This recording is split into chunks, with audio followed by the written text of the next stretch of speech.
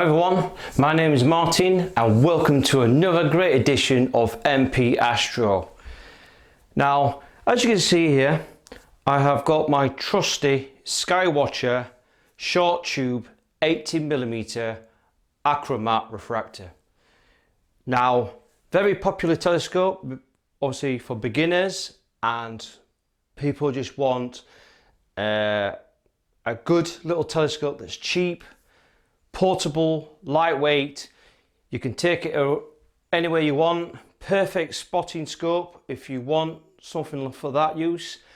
And I must admit, guys and girls, there's a lot of use of this telescope, not just for astronomy but for terrestrial use. You know, really good little, perfect little bird spotting telescope.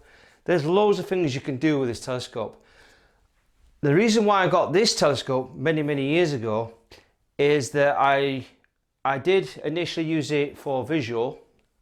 So I wanted a grab and go telescope where I can take it out in the field without a drama.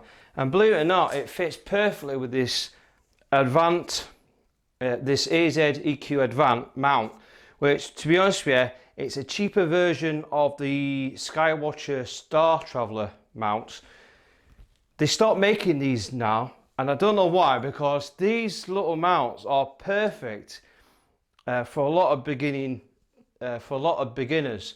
And one, you can still use it for astrophotography. If you check out the link below at the top, I had done a video many years ago to tune this mount. I've used it on my Skyhawk 140mm Newtonian, and I managed to image up to 10 minutes exposure with just a single tracking motor mount. And with this motor mount, it enables me not only just to able to track, it has this ST4 lead which I can also auto guide with this mount. For some reason they stopped making these, but you do get another variant of that. And to be honest with you, it's such an awesome mount. I'll be honest with you guys and girls, I've had this telescope for a while and I used it as a guide scope as well. Fantastic guide scope, because it doesn't matter that if you stop using it for something, you'll find some use out of this telescope. And believe me, this is the reason why this telescope is so popular, is it can be utilized for other things and it can be a perfect match for a big guide scope. The only flaws with this telescope is the focuser could be either converted to a 2-inch format focuser, which I think is lacking on this telescope. If it had that 2-inch format focuser, it would be a fantastic little scope.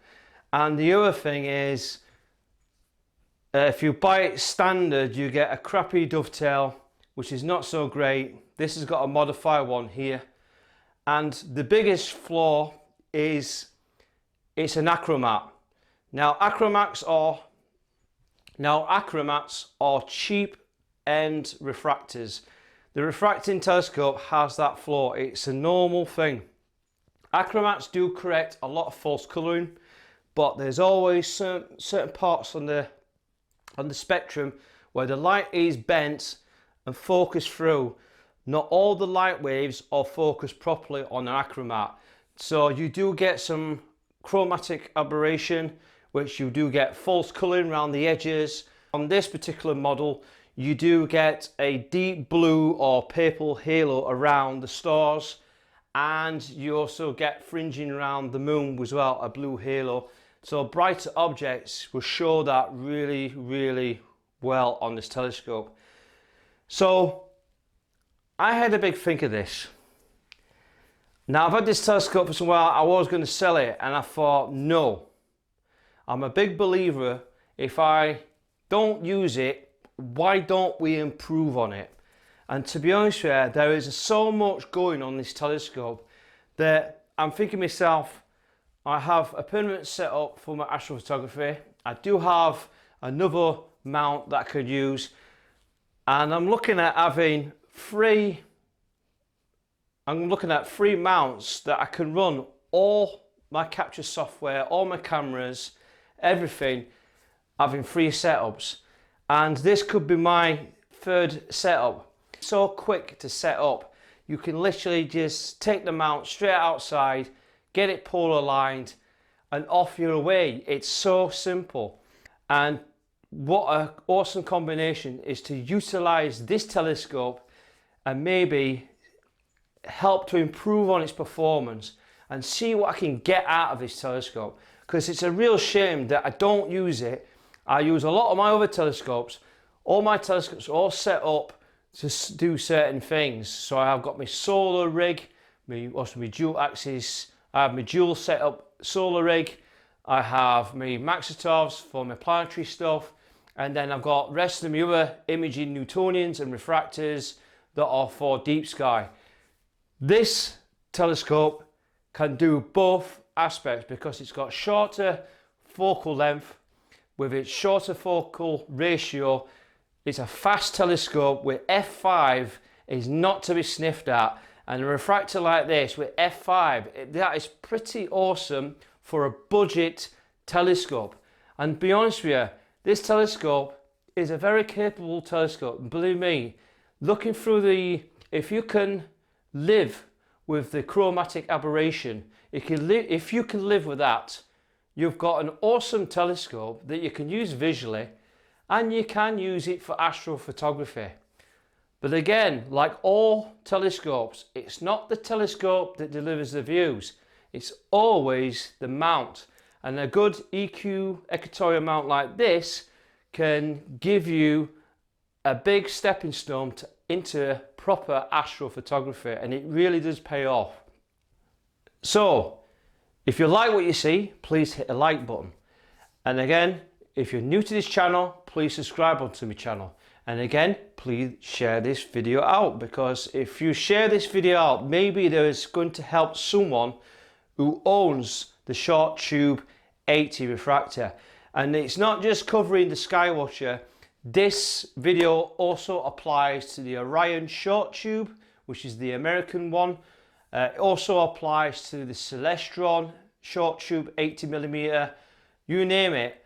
There is so many branded telescopes around the short tube 80mm refractor.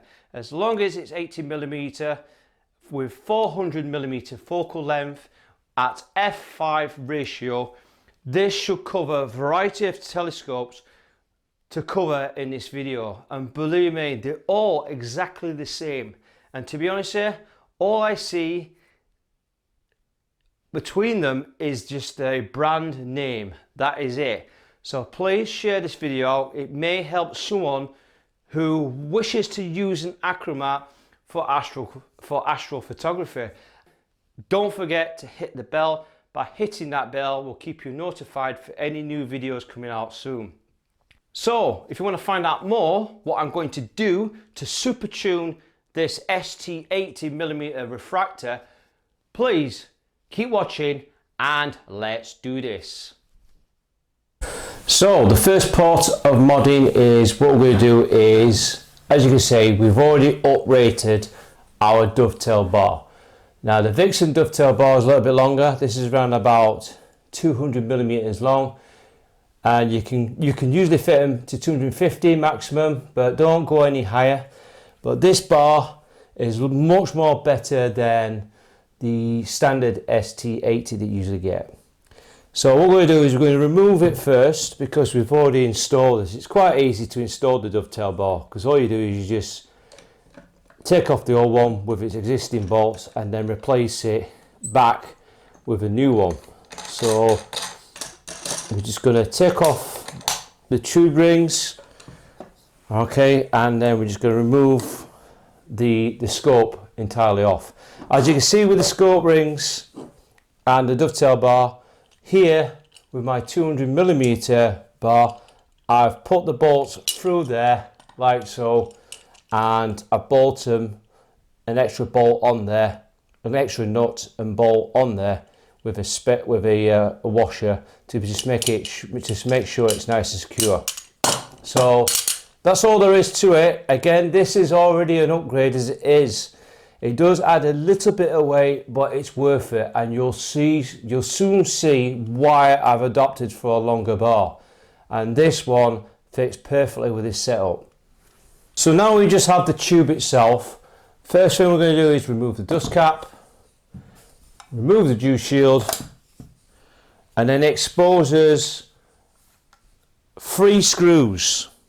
Get your issued Allen screw, and we're just going to take these off one by one. Do not worry about marking the lens cell to the main tube. It's not really important on a refractor as such, but if you want to mark the tube before your removal, then that's totally fine. But personally, this is just a simple design, as you just need to remove these parts.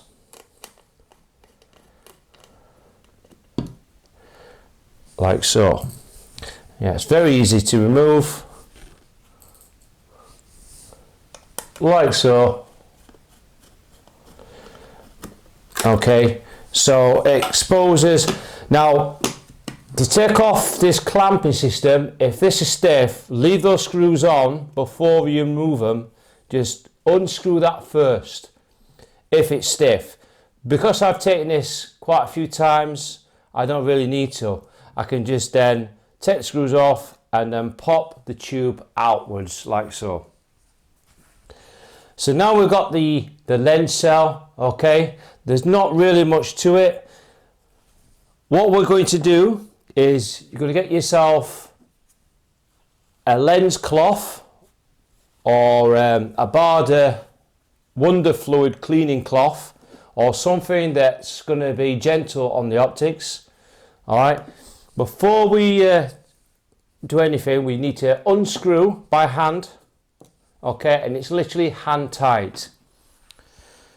You then get your cloth like so at the palm of your hand. So what you're going to do is you can lay it flat like so, and then what I do, once you've slackened that knot, you can wind the top off like so.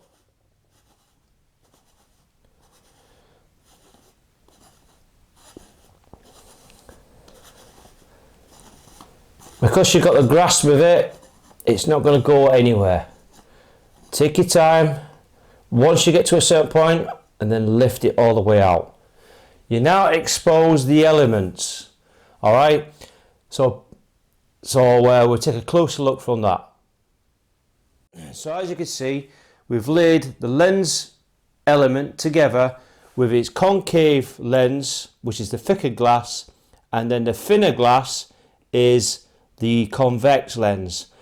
You can see that this is a airspace doublet. It has 3 spaces that separates each of the element. Now the reason for this technique, what I'm going to show you, is a lot of people just take the lens apart and then you can clean them and then you can do this modification. Now this modification that I've just done, I've already done anyway.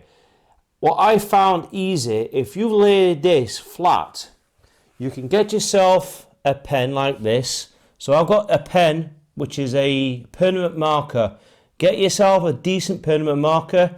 Here they give you a matte black finish. Okay, so as you all you do with this is you just go all the way around each element, and because it's parallel and flat to the lock screw, you can actually recoat and darken each glass easily. And as you can see, I'm carefully going through each of the elements. You don't want to go over the edge onto the optical surface, just along this edge. Now I've already done this once. I'm just going to do this twice to give me a second coat. So I'm basically just going around the element on both sides and then carefully go through. Again, if you're working through the glass, All right, just go all the way around carefully, okay, and just go all the way around until you've got the whole round circumference of the edge of both elements coloured in. And it usually takes about 5-10 minutes if you're careful, but I find this easier to go around everywhere, okay, and just repaint and recoat the lens elements, and it's that simple. Okay, so you just go all the way around, colour it in carefully, and do not get any pigment marker on the polished glass, okay, so you don't want that, only on the edges. So we put a second coating using this awesome pigment marker. Okay, this is the marker I use. Alright, really good marker. It gives a matte black finish, and that's what you want. So once you allow the pigment marker to dry, do a quick blow to remove all the remaining dust. If you had to clean the both separate lens elements, then this is the good opportunity to use some lens cleaning solution and clean both sides. But remember, the convex goes on the front and the concave thicker glass goes at the back. So please remember that arrangement. You then, once you've done that, once you remove all the dust, you grab your lens cell mounting, place it over, okay, and then you just tighten it through like so. Okay.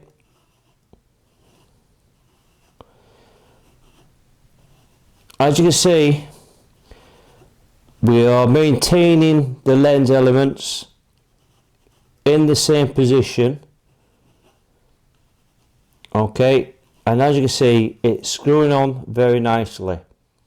Once it stops, you see the lock screw at the bottom is rotating. That means I've got to the bottom of it. So then we grab the base and we just do a quick tight by the hand like so, and that's it. That is literally it. That is, you don't need it over tighten, you just need it slight nick like that. That's it. Don't over tighten it. That is now the element in place. So now we've got the main tube, and I'm just going to show you that I've already re-greased, re-cleaned and readjusted my original focuser. Now you can get a 2-inch format Creaston focuser for this telescope, and I believe that Telescope Service and GSO make the focuser for this telescope. Now the chamfered edge on this tube is 86mm diameter, and the problem with that is the focuser upgrade is definitely worth the buy. However, prices have gone up, and to be honest with you, it's €200 on on a £100 telescope. €200 is pretty steep for a focuser. Yes, it's a 2-inch format Creaston focuser, much better than the standard one, but I can't see the point of investing too much money on the ST80. The ST80 focuser, the standard focuser, it is actually pretty good. It just needs a bit of adjustment, bit of a re-grease and clean up, and if you get it right, it's okay. It's not a bad focuser. Alright, and as you can see, I've re-greased it with Geo Optic green grease, and it works a treat on this focuser. So yes, if you've not seen that video where I did it on the ST102 refractor, I cleaned up and refurbished that refractor focuser. Please check out the link at the top. Alright, I did that video and please refer to that. However, it is the same components and same sort of assembly as the focus tube, as the ST102. It's exactly the same. It's just remember that there's two tiny adjustment screws here that you adjust the tension. Okay, so yes, you tighten up the 4 screws here on a spring, on a gear wheel and the pole. Okay, the adjustment, the tightest adjustment is these tiny screws. That is it, on each hedge, and you adjust them little bits by bits, and that is it. That's all there is to it. It's quite a simple design, but I'm not going to go through in this video. Please refer to the video at the top. So now what we're going to do is we're going to grab ourselves a standard Skywatcher Phillips screwdriver, and we're just going to tick off the 3 screws, okay, like so.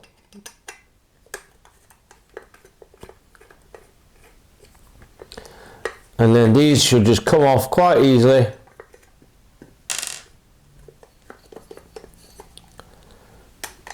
Now I know which side goes where as well, and also these screws are a bit bigger than the ones that are mounted onto the lens cell. So these just screw off like so.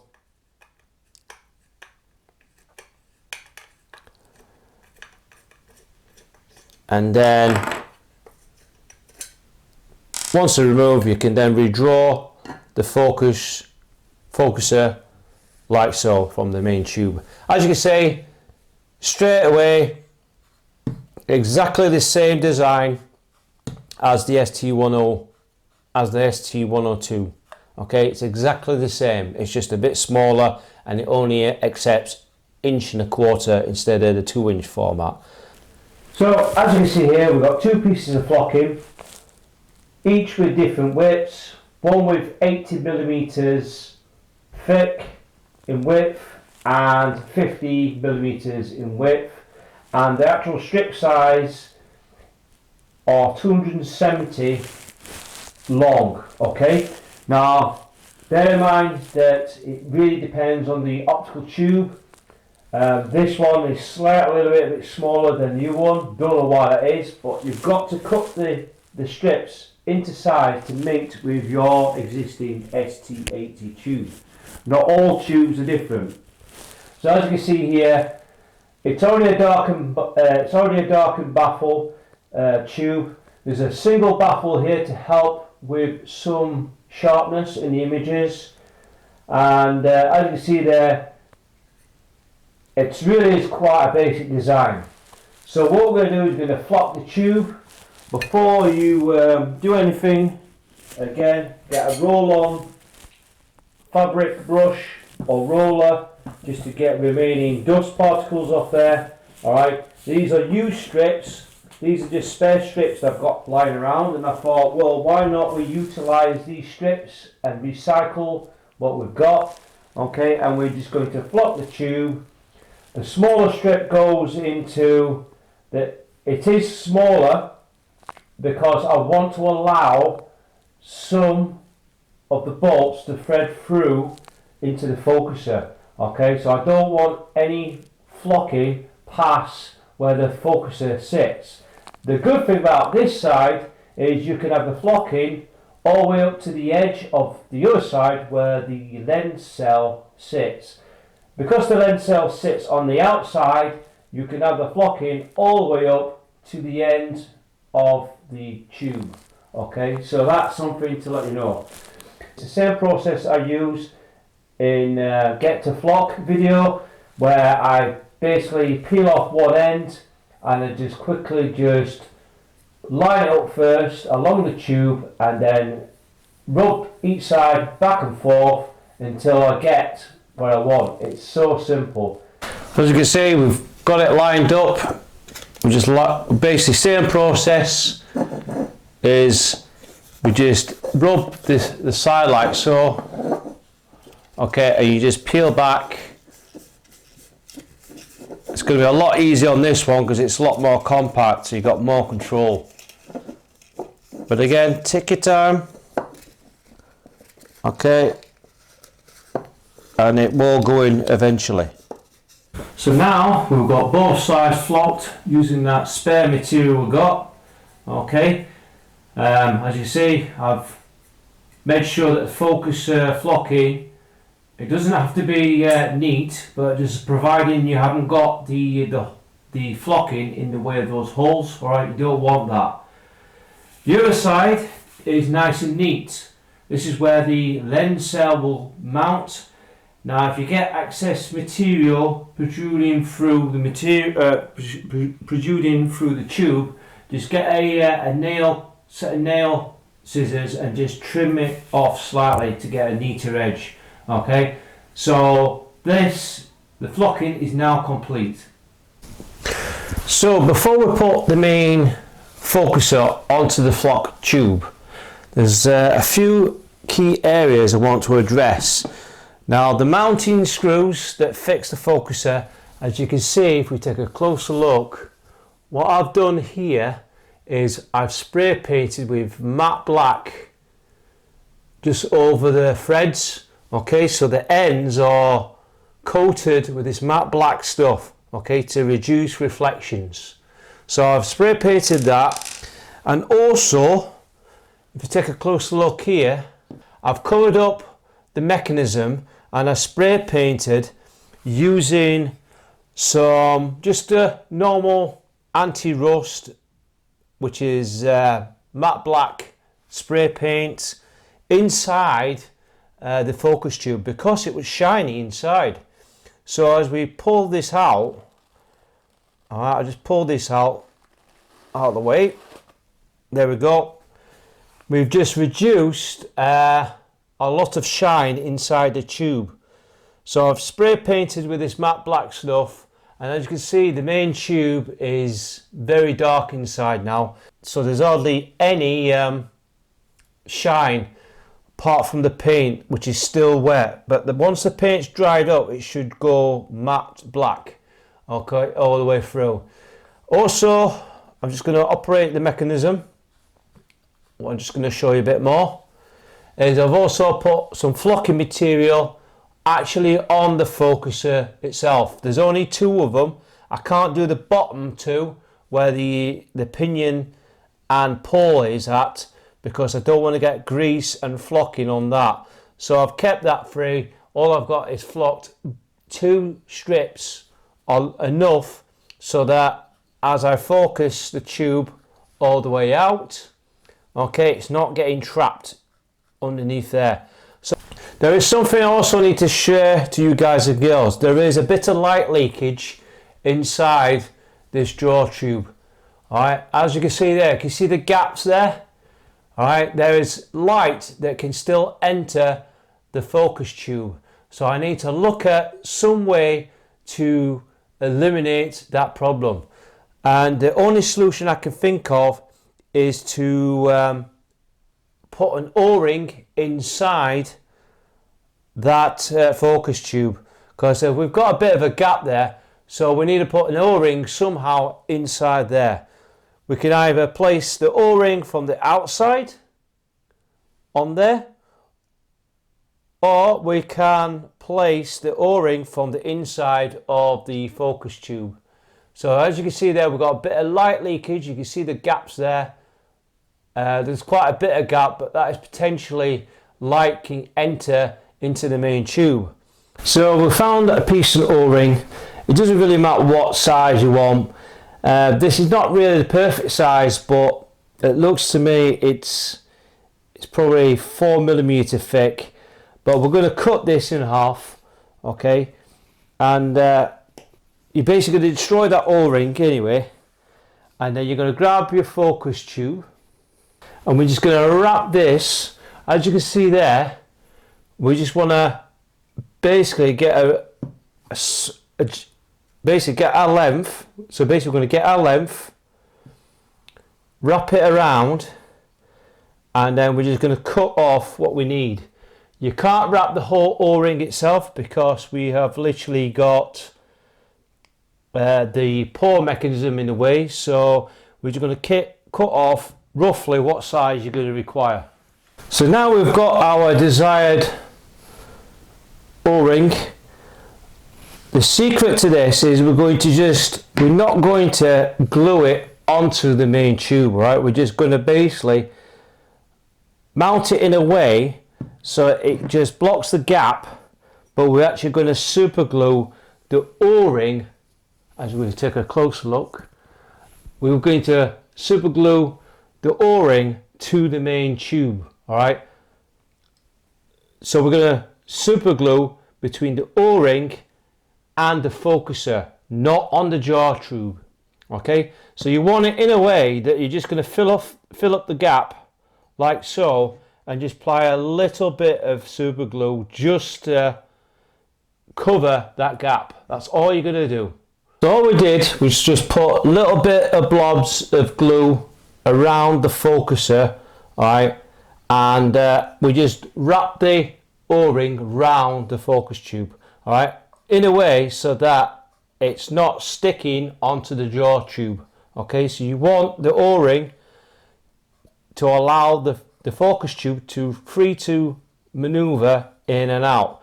Yes, you won't clearly eliminate the entire air gap, but if we take a closer look, and I'll show you,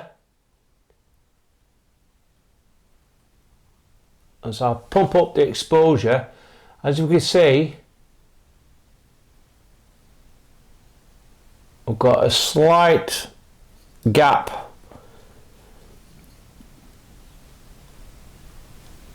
but yes, you can tell straight away that it's minimized a lot of light.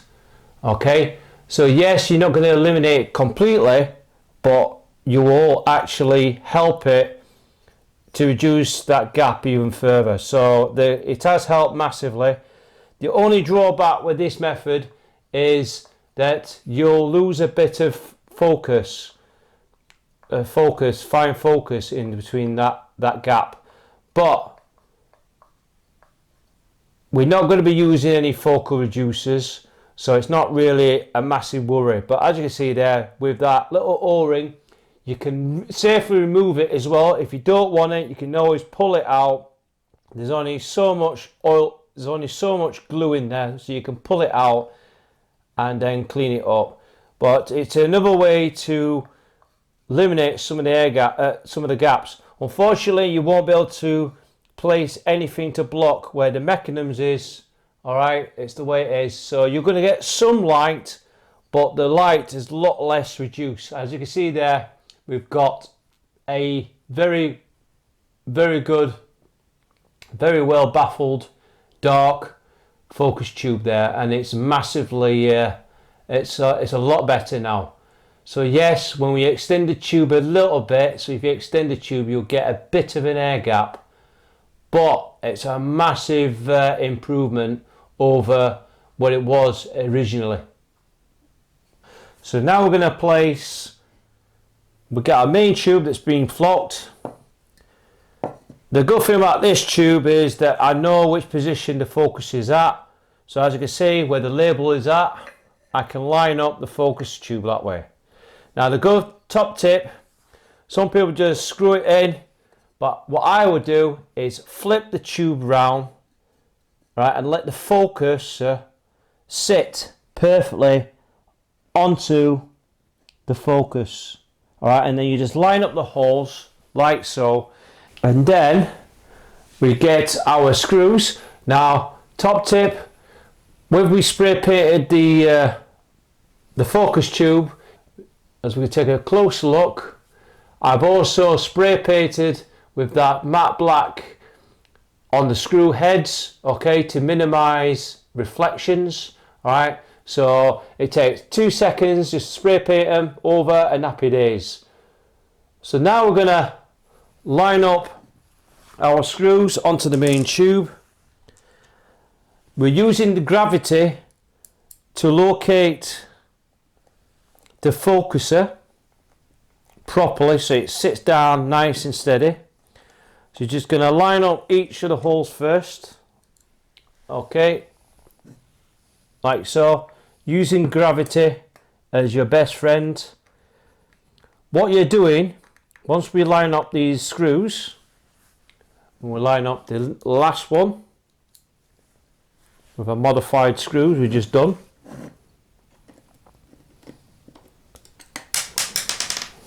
So we just line up the last one. The screws will be a bit tight because we just spray painted them, but they will screw in. Okay, so just let the just screw them in carefully, and then line up each of the screws.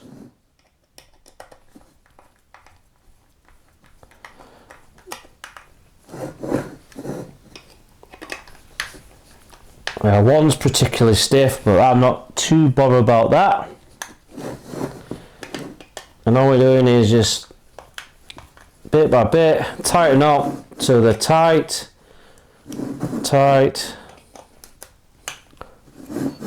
tight, tight. There we go. So now we've got the focus tube sitting properly, using gravity to align the focuser onto the main tube. Okay, so now look at the difference now. See how dark that is now. You can hardly see the draw tube at the bottom.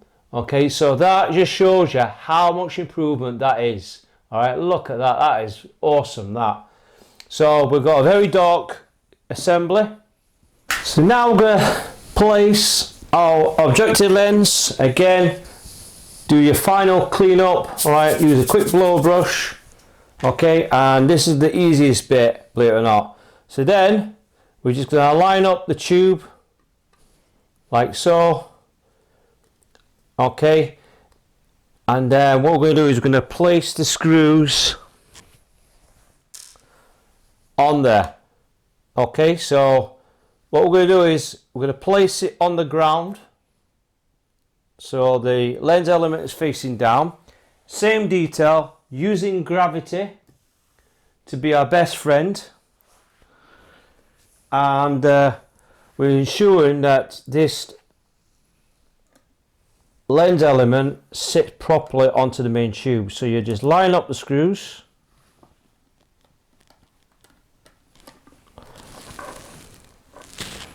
So line up the screws first.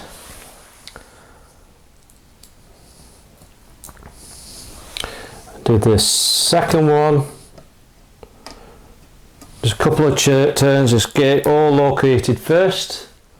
Again, we're using gravity as a best friend for this. Okay, so we nip one bit by bit. So we push down with a bit of pressure to make sure that this lens element sits nice and flush. Because there's no collimation screws at all on this refractor, it's basically just tighten them up. So okay, so we've now got the lens element secured. Okay, and as you can see, wow, look at that. So we've got a very darkened tube, and you can tell by the reflection on the lens elements that with that coating, you can see the coating, and that is a massive improvement already. So now we've got a collimated lens element. You can then put the jaw tube in like so. Okay, and as you can see, very, very nice. Okay, look at that. That is a massive improvement. But we're not finished there yet. What we're going to do is we're going to take off the dew shield, because you know what's going to be coming next. We are going to, so now we take that off and we'll place this nice and safe, because we're not finished yet. Now the last bit we're going to do is going to flock the dew shield. Again, we've cut material of, so we cut dew shield material of around 30 centimeters, and it should be around about 70, yeah, so 7 centimeters and 30 centimeters will should wrap just a part of the dew shield, and we're just going to have it flush round on the top here. So now we see we've flocked the end of the dew shield. Okay, as you can see, it's not all the way down. All right, I didn't want the flocking to go past the lens element, so with this I can then place the tube like so, and there you go. As you can see there, oh wow, look at that, that is beautiful. So the flocking won't impede the aperture because it's not actually in the lens cell element. So I've got a nice clear aperture, fully flocked now, everything is darkened, and that's what we want. Now as you can see here, I have the Baader contrast booster with IR cut filtration. Now this is the filter to have for any achromat. Now that's the main problem with the Skywatcher ST80, and particularly for like short focus achromats, is they get a lot of fringing at the edges, and you get like blue purple halos where all the light is not corrected. This is called chromatic aberration. Now chromatic aberration does actually affect your stars. You'll get blue halos around the stars, or any of the planets will have a blue hue, particularly the moon or Jupiter. This filter will eliminate a lot of that effect. I have done a video on the semi-apple filter many years ago. Please check it out at the top. But the main problem with the semi-apple filter is when you do long exposures of deep sky objects, the blue halo appears straight away. So yes, the semi-apple filter does actually reduce the effect of that chromatic aberration, but it doesn't eliminate all. Now this filter, to what I've heard, this filter completely wipes it out. But the main problem with this filter is it will give you a yellow or greenish tint on your images. So yes, it'll take away all that blue fringing and the halos, but it will not completely, it's not completely foolproof. You don't get the natural colour, you will get a yellowish or greenish colour in your images. However, when you stack the images and you post-process it, you can edit that greenish or yellowish tinge out of there. You've got to use like Photoshop or something like that to take that off. So this is the main problem with this filter. It does eliminate a lot of that effect. So the colour that you'll get, if you look through the moon for example, will appear yellow. It's just one of those things. So this filter will cut out the chromatic aberration. But again, what I'm trying to say to you guys and girls, an achromat will always be an achromat. This filter is a game changer, but it will not turn your achromat to like semi-apple or apochromatic refractors. All right, they're a completely different kettle of telescope. They're much higher quality than an achromat, and the achromat will always have some blue fringing or halos in your images. This filter will eliminate a lot of it, but you will get the yellow tinge, and like you say, images will never going to be as good unless you invest in an extra dispersion or ED telescope or an apochromatic refractor. However, purpose of this video is to show you guys and girls that we're going to try our best.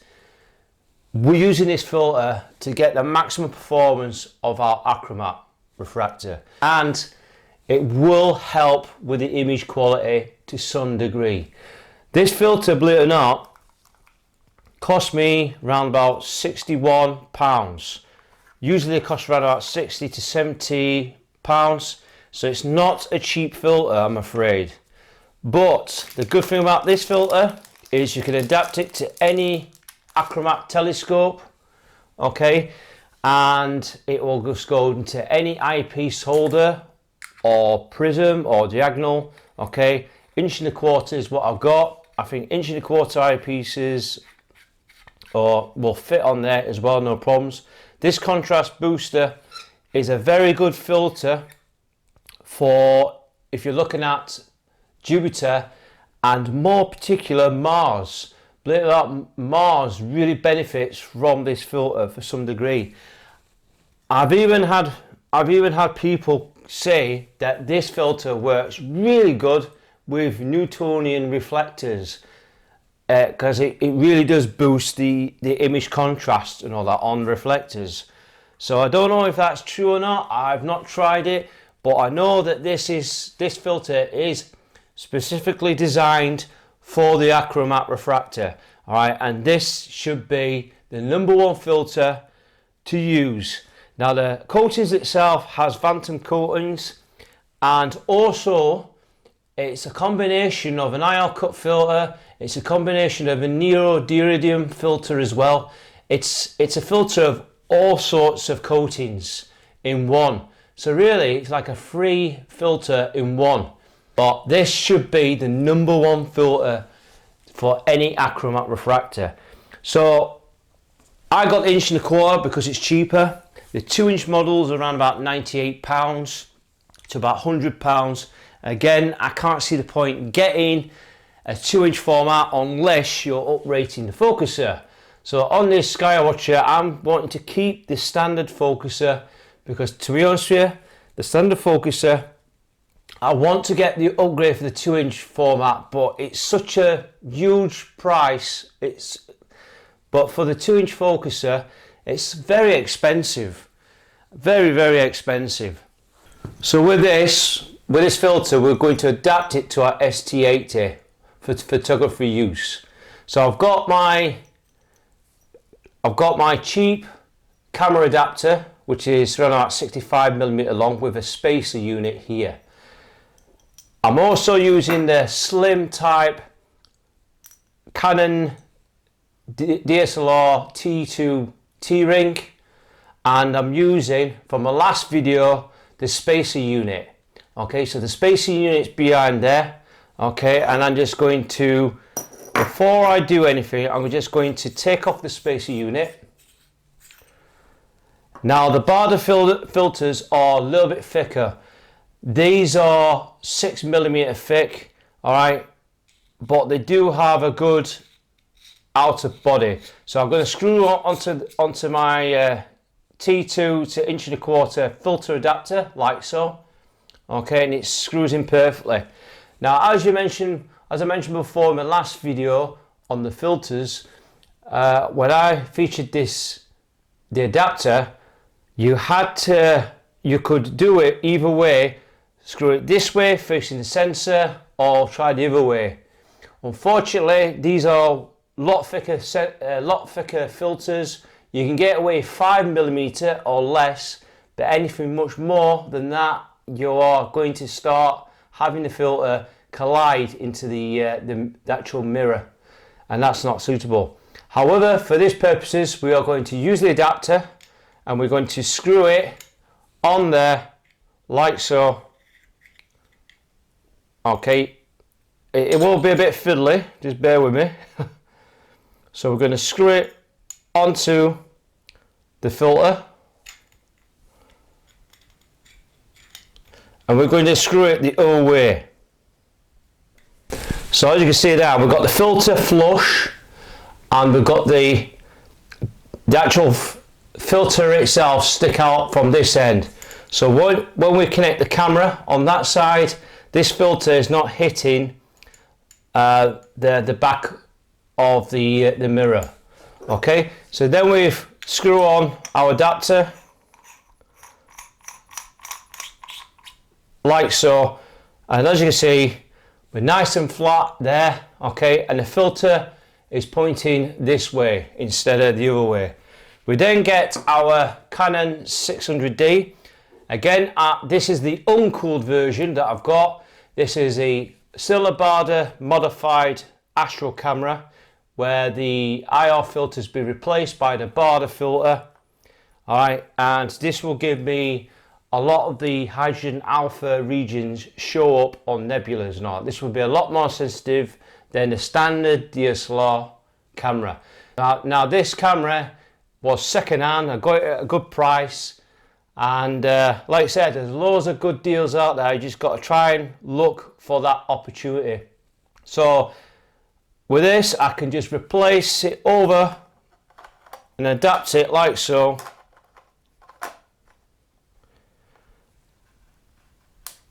And it clips in. Again, always check the mirror, making sure that it doesn't collide. So flip it across like that by pressing the shutter, and as you see, yeah, we are good to go. So we grab our ST80, and with this adapter we're going to screw in at this end. Alright, our adapter. You can use T2 spacers, it doesn't really matter, but as long as it'll screw in there like so. So we've got that adapter in place. You'll find that you probably might need to readjust, so readjust accordingly. Okay, and tighten up the orientation. So now we're going to put in our modified uncooled Canon DSLR like so, and again adjust the ring here to then get your sweet spot, and there you go. So now we've got a modified camera adapted to the 1.25" focuser, and we've now got our Baader contrast booster, which hopefully will eliminate a lot of the blue fringing. So as you can see, guys and girls, what I've got here is a 40mm in width and 150mm aluminium bar. It's only 5mm thick. Okay, and as you can see, I've drilled out 2 holes. Okay, and these holes are literally 6mm, and I've put a finder scope Vixen dovetail bracket, which you can, again, the links below if you want to order one of these, but it's basically just bolted on there. You don't have to thread it, you can just put bolts on the other side, doesn't really matter. But the whole idea is this bracket is in line with this bar, and what this bar is going to do is enable me, if we grab our ST80, you can see with this bracket can line up. Now as you can see here, you've got the 1/4, you've got the 1/4 camera adapter here, and all you do is you fit it over like so. You then get a 1/4 inch bolt, okay, which is UNC, right? This is only about 12mm long, okay, and this screws on this thread here like so.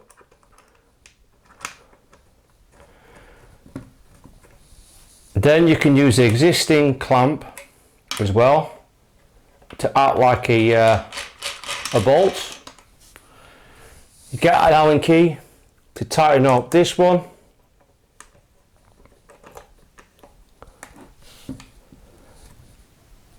Okay, so what we've got here is we've got a modified bracket. The good thing is you can put your finder scope on this one if you wish, alright, which is much better than the existing finder scope bracket.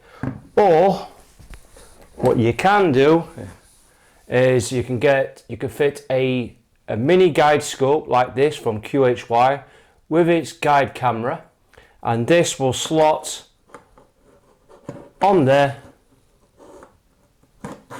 like so,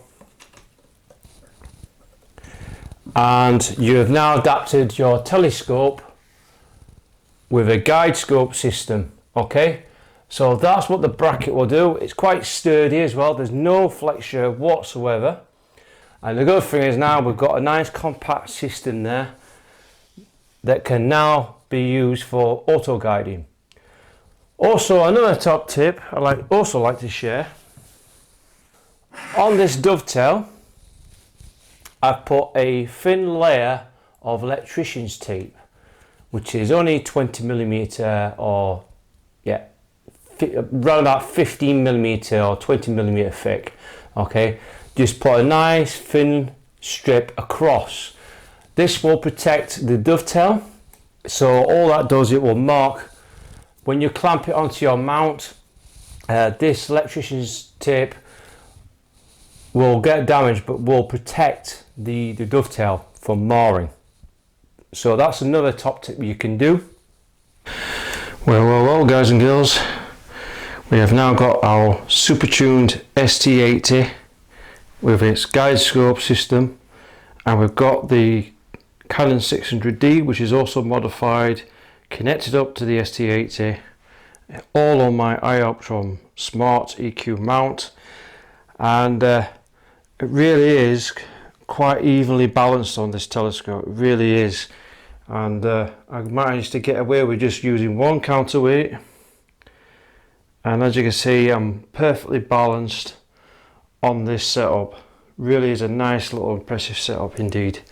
Now the one thing I want to show you is these awesome devices here. Now this is a Pixel Pro TW283RX, which is a wireless timer remote control. I think these are absolutely amazing piece of kit. You can get them available, I'll provide the link, okay, but they really are impressive. And what you do is when you switch on the camera and all that, you can power up your Pixel Pro.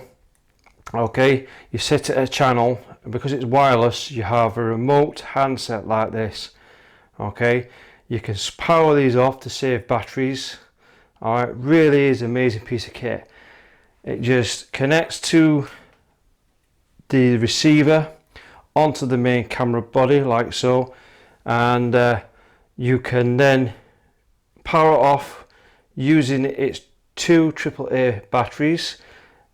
You'll need 4 of these, one for the handset and one for the receiver, and like a remote timer, all right, you can set it to bulb right on this setup, and you can just fire away with your timed exposures. Really is amazing piece of kit, this. Fantastic. Every time I used it, no wires dangling down, connected up. All right, really is a fantastic piece of equipment, and I thought I'd like to share this because I've now applied it to my other Canon 600D, because I've got 2 of these, and really is a fantastic piece of equipment without a doubt. So as you can see, we're focused on the tower, and as you can see that yellow tinge that you get, and you can tell straight away. But as we take a closer look, you can see that the colour fringing is completely eliminated, which is a good thing. So you can see it's a sharper image. You just got that effect, I'm afraid. But you've got rid of that horrible tinge on there. So it just shows you that it really does work, that filter. So yes, you do get the yellow effect. It's the way it is. And also we've got a complete with a filter on the other side. We've hardly got, in fact, no, we've got no vignetting. So the filter distance is okay. So we've not got any vignetting as such. So that's a good sign as well. So yes, we've got the yellow tinge, but hey, it's got rid of that horrible blue fringing around the edges, and that's what you want.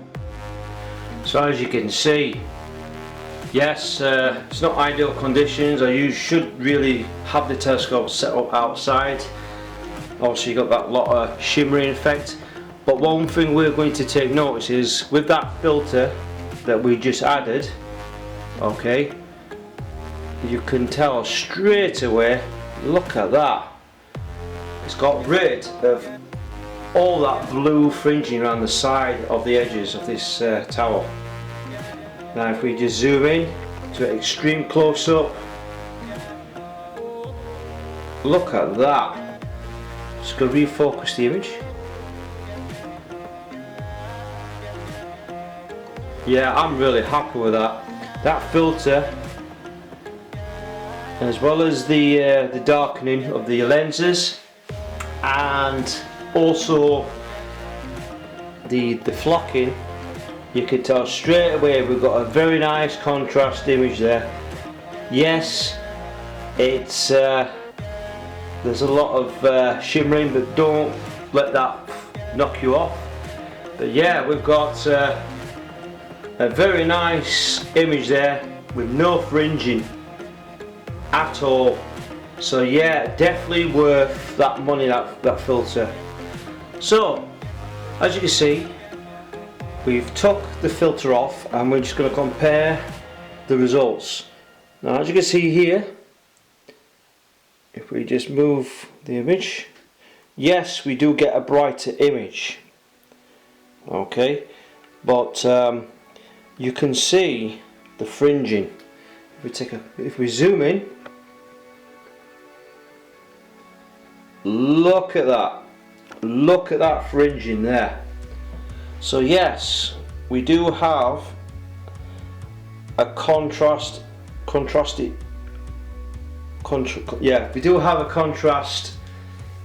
image, because the flocking and the darkening of the lenses have helped a bit, but again you've still got a lot of that fringing and halo effect. So you can see there's that blue around the edges. So if you look at the edge of that tower, you can see the brickwork on the edge, and yeah, you can see the fortifications, and around the edge of that tower there's loads of blue halos. So that bluing effect, that fringing really does affect the image quality. So this is what I mean about this filter. Yes, you do lose a little bit of light. Yes, you do get the yellow effect with that tinge. However, with that filter, it will get rid of all that bluing effect, that horrible fringing. So yes, definitely worth forking out 60 to 70 pounds for an 1.25" filter, using that filter adapter onto your existing T-ring. Now you've got to use the slimline T-ring, or if you don't have that, you're going to have to use T2 extension tubes. Get something that's 40mm, then you can use a standard T-ring, and then you can adopt using that filter adaptation, and then use the then screw it in that way. You can get the 2-inch format, but then if you get the 2-inch format filter, the main problem with that is that you're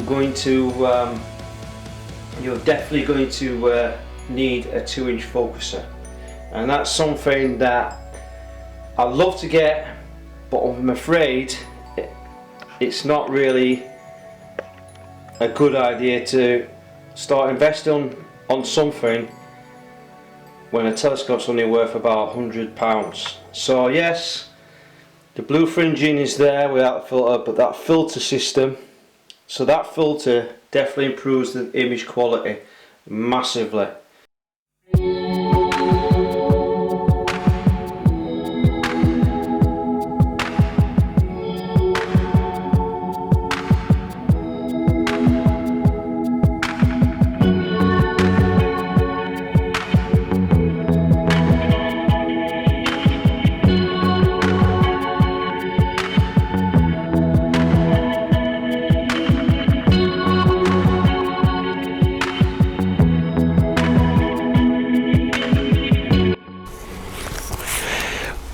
Well guys, here we have it.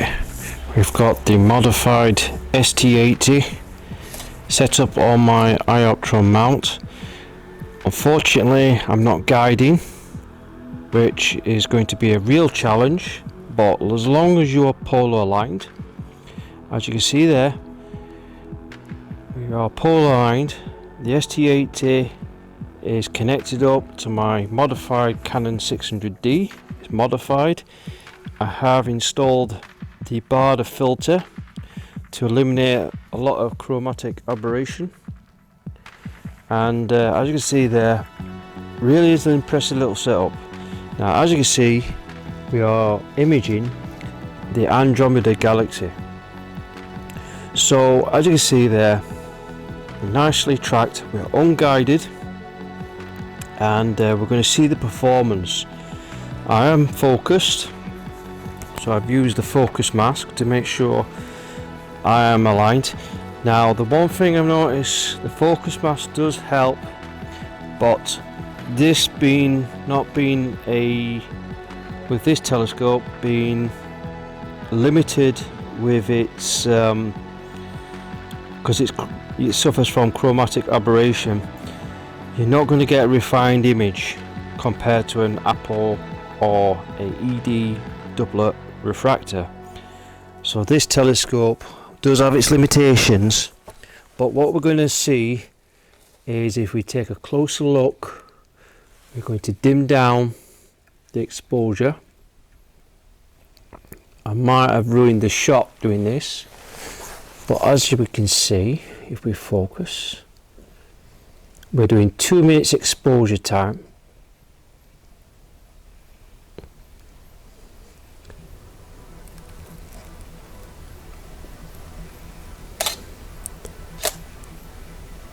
And there we go, we've got the image. So what I'm going to do is I'm going to stop the exposure, because I'm quite happy to sacrifice one of my images.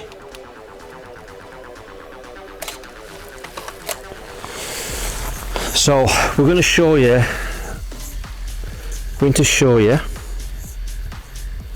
so that's the last shot. I'm just going to,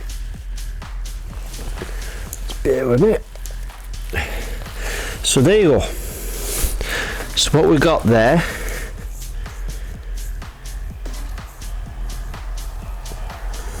come on, focus. That's not a bad image. That's not a bad image there. I have still got some focus colouring, but it appears to be a lot. Yeah, it appears to be a lot of the bluing's been eliminated. So that Baader filter has worked a treat. So it has given a bit of a more natural colour at 2 minutes exposure time.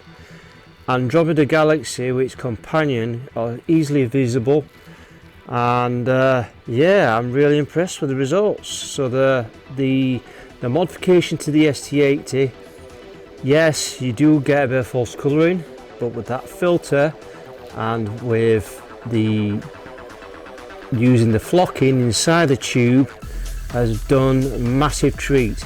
And I'm unguided the 2 minutes exposure time at ISO 1600, which is a bit tad noisy, but what an impressive result.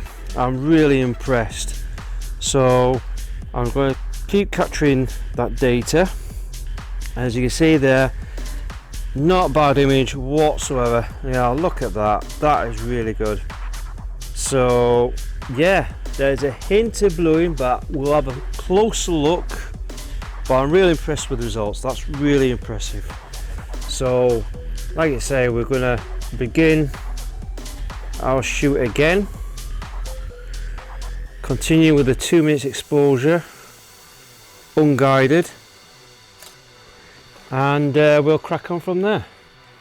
So as you can see, 2 minutes exposure time, hit the button and let's go. Really impressive with the results. What an impressive little setup. So yeah, please guys and girls, have a go at this modification, super tune your existing ST80 and free some more potential. Bear in mind, it's not going to be the same performance as an ED doubler or triplet refractor, but there are some massive improvements already. Really impressed with the results. So yeah, absolutely fantastic. So we'll keep capturing that data. Might get M45 that's coming up in the horizon. That's going to be a very promising target as well. So like you say, wow, absolutely over the moon with this one. So as you can see there, we're imaging the moon at waning gibbous phase, and as you can see there, the telescope really does have a lot of sharpness now and contrast. Also the filter does actually give the false colour. Now the actual moon itself is yellow because it's quite low in the sky, so it gives off this reddish tinge. This is what the contrast booster usually does. Now if it's higher up, this will probably turn more yellow as it goes through the sky. So as you can see there, we've got a really good image there. I'm taking an ISO 200 at 3 times magnification through the camera, and taking an HD video quality video through there. So that's a problem with this filter. It does give a little bit of this tinge, so when it's yellow like this it turns red, but when the moon is really high up, it should be bright enough and it will turn this image more yellow in colour. But as you see there, I'm focused, I've got what I want. I'm going to take a really good shot of there through a video, and then once I get the video, I then stack it through pip, and I will then adjust this, stack it through auto stack it 3, and then with this I'll then adjust the wavelets through Registack 6. So then guys and girls, the moon's getting higher up in the sky, and more the reddish streaks or more the reddish colour is starting to dissipate. And there's one thing I forgot to tell you guys and girls, and I feel a bit stupid, but I'm actually using a modified camera. So this, what you see through a normal camera, you will not see this reddish tinge or pinkish tinge, because I'm using a Baader modded Astro camera. This is what you'll get through there. So because the IR cut is being removed from there, that's what happens. You'll see this pinkish tinge. So now I understand why I've got the reddish streaks. I just realised that it's not actually a filter that's doing this little trick, doing this little colour tinge. So what will happen from an unmodified camera, it will appear more yellow. But as you can see there, all we got to do is when we process the image, when we stack the image, we can adjust this through Photoshop to sort out the colour balance on the moon. So as you can see there, we've got a lovely shot there. It's just a bit on the pink side because I'm using a modified Astro camera. This is what you'll get through there. So we got Jupiter, and as you can see a few of its moons there at the side. All 4 moons are visible. At the moment I need to set my exposure because it's too bright, we can't see any surface detail. Now the camera is set at 3 times crop, but I've managed to crop it to about 10 times. So if we dim down the exposure, there we go. You can see it's very tiny through the telescope. The ST80 does have its limitations when it comes to planetary imaging. Okay, it looks alright for the eyepiece and all that, but for the camera, it looks a bit disappointing there. But we can clearly see the 2 cloud belts on there, but it's not a great image. So yeah, there is some detail, but it's very tiny through there. Now if I use a 2 times bar lobe, maybe that could get a decent image scale and see some of the detail. But to be honest with you, the seeing is not that great at all at the moment. But like you say, things with planets, it all varies from night to night, and as you can see we've got really bad seeing there. It's all over the place, but it is what it is. I know I'm focused, definitely focused. I use the focus mask, and you can just see some cloud belts, but it's not great.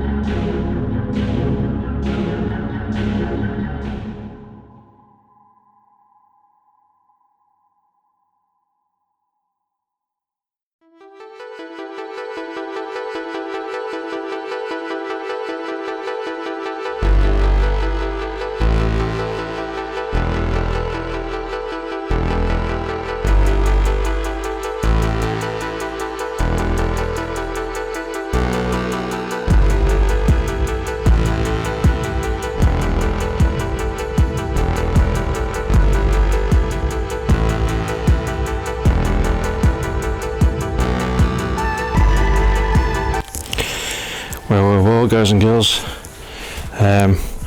just got up at 3 o'clock in the morning, and as you can see we've still got a clear night, though the moon looks wonderful up there with Jupiter. We've got it's a very bright morning. Okay, so the stars are not so great because there's too much light pollution from the moon. So as you can see, we're taking a picture of the Great Orion Nebula, which you can't see from the far distance, but it's definitely up there. So we're taking just ISO 200 at 1 minute exposures, and we're also auto guiding. So with the auto guiding, okay, we're guiding at our star, alright, quite well, and yeah, not bad at all really. So we're auto guiding across. So system works. We've had to dim down to ISO 200 because the light pollution from the moon is too unbearable, and I don't want to whitewash the image. So just a few exposures and we should get some great pictures. So what we're going to do is we're going to take a closer look.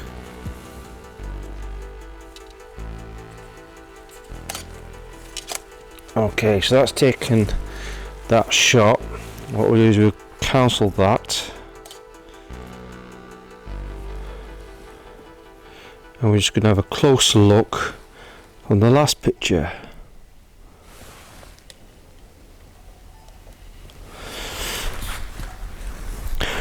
So as you can see, if we just dim down that,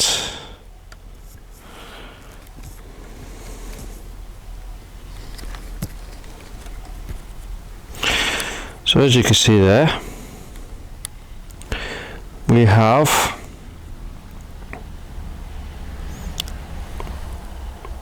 there we go, we've got Orion Nebula there, wide field. Not a bad image whatsoever. There is, and I'll be honest with you guys and girls, from the last video, let me just come out of that because it just switched itself off. I have no idea why it's done that. So there's the last, so there's the last image that I've just taken, and I'll be honest with you, there is a bit of a vignette around the edges, okay, but it's only slight, but it's not bad, and you can still image with that, okay, so it's not a bad image whatsoever. So yes, there's a bit of vignetting from that modification. What I didn't do on the T-ring is I should have placed the T-ring close enough to the should have placed it close enough to the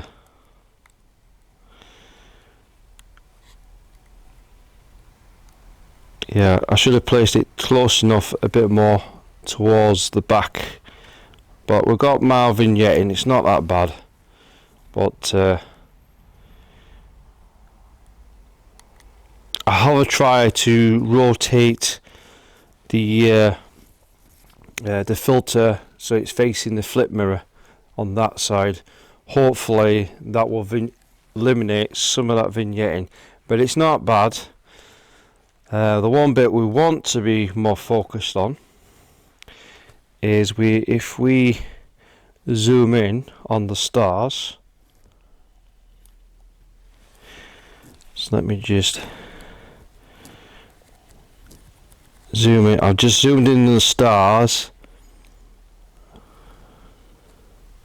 and we've got the center core and all that. Looks really nice there. I must admit, it's actually corrected all. So yeah, it's actually corrected all the stars.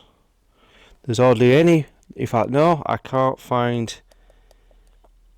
Yep, I can't find any purple halos. So it's actually colour corrected all the stars. Wow, that's impressive. We've got a hint of blue in there, so there is some bluing, but it's not as bad as what it was. So it's definitely worked. Yeah, it's definitely worked. without a doubt. So yes, the filter has made a massive difference, and the contrast on the telescope is so much better.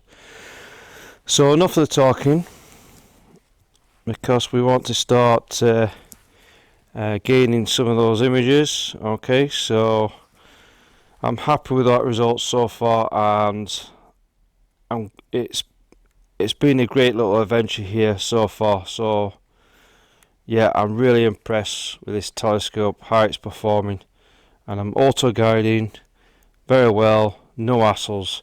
So I'm going to keep capturing all that data before the sunrise comes up, and we should be good to go.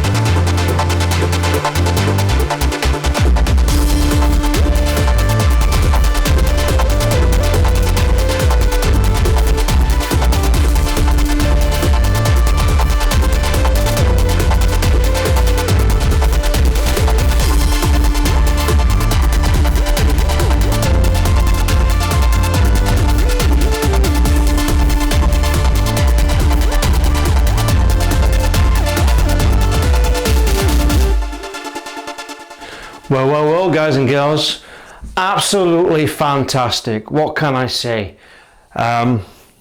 This Super Tune ST80, I must admit, what an unbelievable transformation.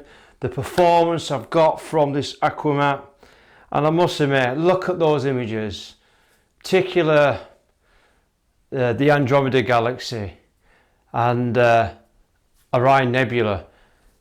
Yes, there is a bit of false colour, but wow, what a massive improvement just by these simple modifications. The Achromat really did perform quite a bit to my expectations, and I think the flocking does help with the contrast, and also I think the contrast booster from Baader, that filter really is an amazing piece of kit. That filter really does combat a lot of that halo you get around the stars, gets rid of that horrible bluing. The only disadvantage is you do get that hint of that yellow tinge, but as you can see, you can process it out using Photoshop, and as you can see, as I process that image, those images, it is easily done to process it out. But again, you have to use a photo software editing program to do this. So yes, you do get a little bit of false colour, and like always, it's an Achromat, it's a basic telescope, but wow, what can I say? Really is an impressive little telescope, and to able to use it again finally to start imaging. It really has outperformed itself, really does, just by those simple modifications. Yes, you do need to spend a little bit of money. I would highly recommend to do the flocking, definitely darken the lenses, but most importantly, I think the number one upgrade is definitely that contrast booster. Really has transformed that telescope performance fourfold, and being able to take long exposure times using that filter, it really is an impressive filter, and I managed to achieve some amazing images even on the moon. You know, the moon is quite bright, and you'll see that halo, the purple fringing or the blue fringing around the outs thing. That filter totally, completely removes it.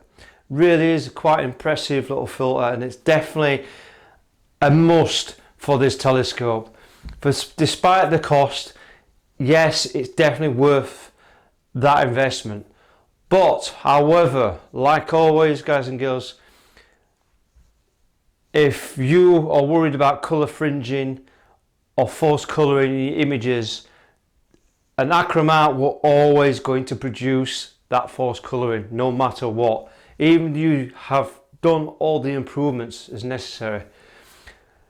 However, it will always going to be an achromat. It will still suffer the chromatic aberration, and personally, if you want to use a refractor for imaging, then you must invest in the extra dispersion or ED glass or a triplet refractor telescope. Bear in mind, the prices do go up dramatically when you invest on those telescopes, but what you got to consider is those are premium optics. Glass is so much finely grinded and also highly polished with special coatings.